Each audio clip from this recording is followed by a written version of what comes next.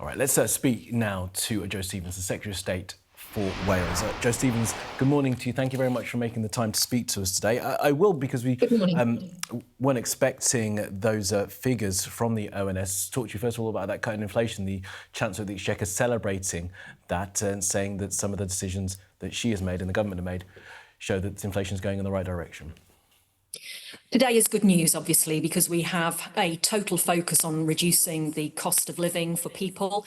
And so inflation down to 3.5% from 3.4% in December is good news. And taken with what we're doing around freezing rail fares, for example, for the first time in 30 years, £150 coming off energy bills, freezing fuel duty and prescription charge freezes in England, all contributing to tackling the cost of living, which is people's major concern at the moment. Yeah, I think you're underplaying. Actually, it's down to 3%, not 3.4. So it's gone even further than I think. Down from 3.4% to 3%. Yeah. I want to talk to you about some reporting in some of the newspapers as well about young people. We saw those figures about unemployment yesterday. Young people seeing a 16% increase in the number, 16% youth unemployment rate at the moment. There is reporting about the commitments to raise the minimum wage for 18 to 20-year-olds. Is the government still committed to raising minimum wage for people aged 18 to 20 in April? Yes. Those reports, I think, in the Times newspaper today are briefings. The government's position has not changed. And that's despite the outcry from business group, the Federation of Small Businesses, saying that far fewer 16 to 20-year-olds are getting jobs now because of the cost of doing business. They say it's going to cost businesses 26% more to hire an 18 to 20-year-old, so they probably won't be doing so. So we're going to leave a bunch of people unable to get work. I don't accept the premise of what is being said by the FSB. The Low Pay Commission is very clear that there's no evidence to suggest a direct correlation between rises in the national minimum wage and youth unemployment. But we do recognise that, that youth unemployment is an issue, and that's why we are investing billions into apprenticeships and work opportunities for young people. And in Wales, for example, where we've had the benefit of a Labour government for many years, we know that youth unemployment in Wales is lower than in England. And that's because of measures that have been taken in Wales by the Welsh Labour government, which are feeding into the ideas around what we're now doing in England. Look, youth unemployment's at 11-year highs at 16%. Even Alan Milburn, who is looking at this, says that radical decisions need to be made. So what are you going to do to make sure, you say you don't back what the FSB is saying, what are you going to do to make sure that businesses are hiring those young people, even though it's going to be more expensive for them? Well, you will have seen the figures last week on GDP. We're the fastest growing economy in the G7. Business confidence is up. Retail and consumer spending is up. We're keeping the cap on corporation tax. We're creating the conditions through government investment for the economy to grow. And people have been very negative. People have been, for many years, ever since the minimum wage was introduced by the Labour government in 1998, people said that it would cause mass unemployment, and it didn't.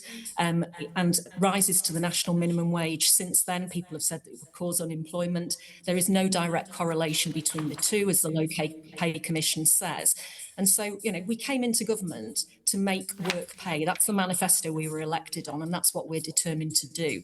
The national minimum wage is what it says, minimum. It should not be a maximum for people. OK, let's move you on to what you're here to talk about today, this new investment in railways in Wales. It's going to support some 12,000 jobs. Over what period will those jobs be supported? Well, we announced last year in the spending review just under £500 million for rail infrastructure in Wales. Today, we're announcing a generational shift, a generational commitment to transform rail infrastructure in Wales after years of historic underinvestment by previous governments. And that is going to build on that nearly £500 million in spending review. The next one in 2027 will bring online the work that we are doing on rail, a huge pipeline of projects, 7 new stations, electrification to main lines, changes and upgrades to infrastructure across the country, and that will deliver 12,000 jobs as a result. And it will be done over spending review periods so that the amount allocated will be physically as much as can be delivered by the rail industry in those spending review periods. Okay, so it's going to build on the 1.1 billion and the 800 million that's in your press release. So is this new money or is this building on the It money? will be new money, yes. So be. Okay. Welsh government have invested themselves £1 billion into rail and £800 million into new trains. We invested announced £500 million last year for infrastructure upgrades. And today, the announcement that we're making, which is to commit to this pipeline of projects, is currently anticipated to be around £14 billion. Okay. Well, and you'll need that, I guess, if you're going to reverse the polling that Labour is facing in Wales. Very unpopular at the moment. Why so? Well, certainly I've been working on rail infrastructure as a priority since the first day in government, and that's why we had that announcement last year, and it's why I'm so delighted the Prime Minister is coming to Wales to make this really massive announcement on rail today. Yes, the polls are a challenge for us in Wales, but they are volatile polls. We've got a new system, a voting system in May. It's quite difficult to predict what's going to happen, but obviously we are going into that election to win it. You've been in power in Wales for 27 years and currently you are third in the polls behind Plaid Cymru and Reform. The people of Wales have seen what a Labour government does over all that time and said, no more. Well, as I say, the only poll that matters is what people do on polling day. The polls are volatile and we will be going into this election to win it. Mm-hmm. Is it because of the outcomes in Wales? The outcomes in many departments, education and healthcare, are really poor. Let's do education first. Outcomes there, the worst results in the country, even though the same amount is spent per student. Welsh students get the worst educational outcomes, and that's after 27 years of a Labour government. Well, we have invested hugely in education in Wales. The 21st Century Schools Building Programme has seen many, many new schools in Wales. I've seen them all around Wales as I've been in the results, though, Jo Stevens. Well, clearly there are some challenges on the results and work needs to be done to improve those.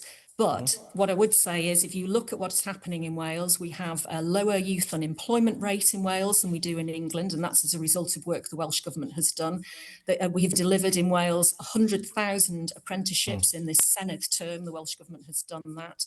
Economic inactivity is down in Wales and overall unemployment is down in Wales. Okay.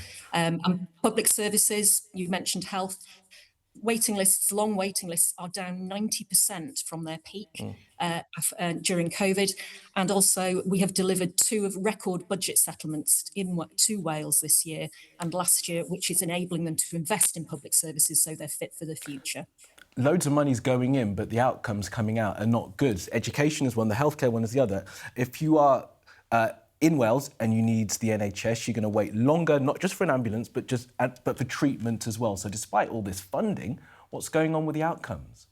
Well, as I say, long waits are down 90% from their peak. So they've come down rapidly since Labour came into government in Westminster, and we've delivered proper funding for Wales in order to invest in public services. You know, if you've had 14 years of austerity budgets to Wales from previous Conservative governments, that is going to have an impact on public services. We are turning that around. Welsh Government is delivering the changes and waiting lists are coming down.